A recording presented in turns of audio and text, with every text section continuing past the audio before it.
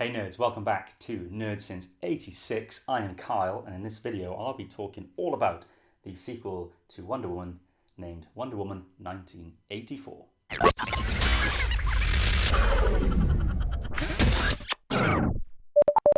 So a lot of you have probably seen this film because it's in very high demand. Everyone's been looking forward to this film, I think, since the first one came out. The general plot is that this is about 60 or 70 years after the first film. In that time, Wonder Woman, Diana Prince, has been out and about saving people without sort of leaving any evidence or proof of her existence, which is kind of sad. She's not getting any of the plaudits that she probably deserves, but she looks kind of badass doing it. It was really cool seeing her in the suit in like a sunny modern day America. I think it just looked really cool. The suit just looked better than I think it ever looked in the first Wonder Woman film. The general plot line though that we have to follow throughout the film is that there's a wishing stone. This leads to Steve Trevor coming back, Chris Pine's character, within the body of like someone else, but we see, along with Wonder Woman, with Diana, we see Steve Trevor, even though he probably looks like someone else to everyone else. I wasn't really sure what to make of that whole thing, what the science was behind it. Pedro Pascal is playing Maxwell Lord, who's obviously a comics character. He makes a wish with stone that he becomes the Wishmaker. So he can grant wishes to everyone, but he has to take something back, and this leads to potentially the end of the world, but it's having an ill effect on his health, which is why things get so dire. He's just a greedy man, is Maxwell Lord. We also have Kristen Wiig, who's in the film. Starts out innocent, lovely woman. Only Diana's shown her any time until she gets granted a wish by the stone where she says she wishes she was more like Diana. Now that means having Wonder Woman powers, which she doesn't know what they are at first. She's stronger and everything. She doesn't understand, but she's exactly like Diana. Eventually she becomes the cheetah. And we went a bit wrong at that point, I think, but it was a really cool fight sequence. But Kristen Wiig, she wasn't Kristen Wiig in this film. That made her, like, I think, a very strong performer in it because she wasn't playing her normal role. So I quite preferred that. Gal Gadot, now I'm sorry if I say her name incorrectly, I'm sorry, but Gal is amazing in this film. She is a boss. She's kicking so much ass throughout this whole thing. And just her physique, the suit, she owns it. She looks like she could kill any of us. And it's a real actor's performance in this movie as well. I think the best one I've seen from her, actually, in all honesty, across all the films I've seen her in recently. This is the one where she really had to dig deep, I think, in herself as a performer. There's like a moment where she explains why she doesn't want to give up the one good thing that's happened to her, and that is a really powerful scene. And I know we've seen it in other superhero media, films, TV shows, because every hero has that realization that they're not allowed anything nice. But it actually was really well done here, and I really felt her pain, and it kind of tore me up as well watching it, and I really sort of thought that was one of the best times I've seen that done recently. It was nice because we don't have many female heroes either, so we don't often see that from a female hero's perspective. So that was I really enjoyed that part. Chris Pine was fun. He was on comedic form in this film. We've seen a lot of it in the trailer because he is a lot of the lightheartedness of the movie, but he's also kind of the heart of the whole film as well, because even though Diana Prince has her own moral compass and she knows between right and wrong, Steve Trevor helps keep that lined to the point where he tells her, he had a great life and he's really grateful for the time they've had together, but he wouldn't ever want that at the expense of the world. There's really good scenes between them and such, and I thought they brought it back in a way that did not in any way feel forced or contrived. It actually worked perfectly, and I never saw it coming that he would be in, like, within someone else's body. I genuinely never saw that as the reason that would get given for it. So that was a really cool piece of writing, I think. With Pedro Pascal, I couldn't get past the fact that he just kept reminding me of Nathan Fillion, where Nathan Fillion does like his cheesy kind of roles, like I've just been watching a Modern Family recently, for example, in season 8.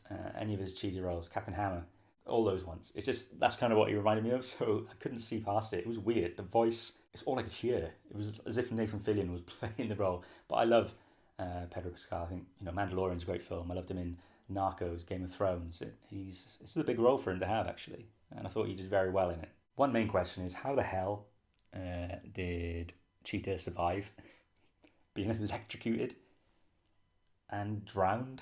I didn't understand how she was alive again. Is it because wishes were undone? Is that what did it? Have I just answered myself now? I didn't understand it at the time. It really knocked me for six. Very brutal of Diana, though. She's like, well, I'm sorry then.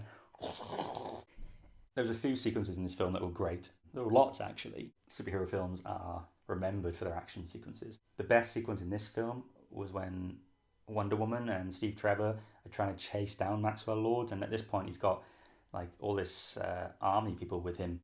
There's all these like jeeps and stuff, tanks getting in the way of each other, and Diana's trying to get through them. And this is when we realise actually that Diana's starting to lose her abilities a little bit because of her wish. I just thought she looked like a complete boss. I keep using that word, but she was like so tough, so strong. I had chills watching it as well. And because Steve was kind of useless trying to help, but he did end up saving her in that bit. But when she was in trouble, you felt it. You really felt it in this whole film. Like anytime Diana was in trouble, but in this sequence where it looks like she really, she takes a bullet to the shoulder, I think it is. I can't remember. And it's affecting her. She hasn't really felt pain like this before, I don't think. So she was in some trouble. Steve saves the day. But that entire sequence is amazing. Another standout moment, because we don't often get these in superhero films. We've had them more recently with some of the Superman stuff, but when Wonder Woman learns to fly, that is an incredible sequence. It's beautiful. It was maybe signposted by the fact that she was asking Steve about how does it feel like to fly, and he says, oh, it's easy, blah, blah, blah. But when it does happen, it's such a sweet moment. I think for girls watching it, young girls, a really massive moment, I think in cinema history, because I can't think of a time when women have had a chance to see that kind of scene for a woman. And I have a little girl, I have a little daughter, and I think she is going to love that scene when she's getting older. But also, like, my son will love that as well. It's the same as how everyone liked seeing Superman have these moments before. So I really do think that that scene is going to be one that people remember, and a scene that we see clips from a lot in the future. Okay, there were a few things I didn't like, and we do stay positive on this channel, guys, but there was one or two things that really kind of confused me, I guess. I wasn't really too sure on how Wonder Woman stopped Maxwell Lord. That's the sequence. I kind of liked that she was speaking through him to everyone to get him to forget their wishes. That was a good twist. The whole sequence itself, and he just stood there, and I guess it was kind of showing he's not really a villain so much as he was just power mad, that he didn't see her as a threat and kind of left her alone. So I kind of get that, but I just didn't know if the sequence felt enough to end the film, because we hadn't really had a strong enough action sequence leading into it. I didn't think the cheetah fight was the best part of the film. So that bit I thought was a bit of a disappointment, but I did like how, she talked him down and he went to his son. That was a good message that he sent there. I also thought the film wrapped a little quickly. Once all that's done, it kind of came to an end very fast. Although it was nice to see that Diana has now realised that she can live. She can see people enjoying Christmas and things like that. Does that make this a Christmas movie, by the way? Who knows? Maybe the argument will go on for a long time. There was one thing I hated about this film. One thing, only one thing. I'm so sorry I'm going to have to do this. And the post-credits scene with Linda Carter, who obviously played Wonder Woman in the TV series. They reveal her to be the one who had originally worn the gold armour. I didn't even mention the gold armour, did I? Thought she looked like Goldar from Power Rangers. But yeah, so Linda Carter's in this. It was so self-aware when they reveal her, almost like winking at the camera kind of thing. For me, that really didn't feel tonally right with this film. Wasn't a fan of that post-credit scene. I was disappointed because I thought we were going to get a post-credit scene that set up a next film. And even if that one has, then it's not a great setup, but I would have liked something that would have maybe reminded us that this film takes place in a great bigger universe. Or just to see one of the other characters like Aquaman or something. That would have been cool.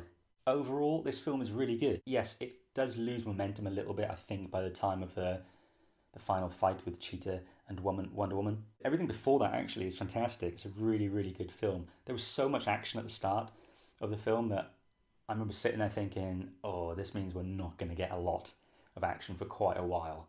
there's going to be a lot of like setup now. And that did happen to be the case, but it was fine. It was working absolutely fine, I thought. I think some might say the film didn't have strong enough villains. I think they did perfectly fine. With so many superhero films out nowadays, you got to have different kind of villains. So I was absolutely fine with that. I like the villains actually that we've had in these DC films so far. They've been spicing it up quite well. But yeah, apart from maybe that last, I don't know what it was, maybe 15, 20 minutes of the film, I thought that the film was really, really strong, really, really good. It was up there with the first one. I'm still not sure which way I would rate them. I might say the first one's a little better because I think it sticks the landing a bit better than 1984 does. But the film as a whole is fantastic. It is blockbuster in scale, and it's just amazing to see Wonder Woman getting this much respect on screen. If I was a fan of Wonder Woman, which I'm not personally, I've only ever read one comic, I think, of Wonder Woman, but I like what I've seen in the movies and such, and I love the first film. So I would be really happy if I'd been reading Wonder Woman all my life and saw this film. I thought it was fantastic. So most importantly, IMDb can suck it. Everyone leaving reviews have just left this one with like a 5.6 or 5.8 at the time of doing this video. Ridiculous. Come on. Stop trying to tank ratings. Enjoy things, guys. Enjoy them. Don't get hyped and hyped and hyped before it just to always hate on it after it. If you don't like the villains, look for something else to enjoy in the film. I don't even think a lot of people who rate these things even watch them. I appreciate some people have some criticisms of this film. I just think overall, there was a lot more in the positive column than there may have been in the negative. The negative is like 1 or 2 lines. That's it. And they're really picky.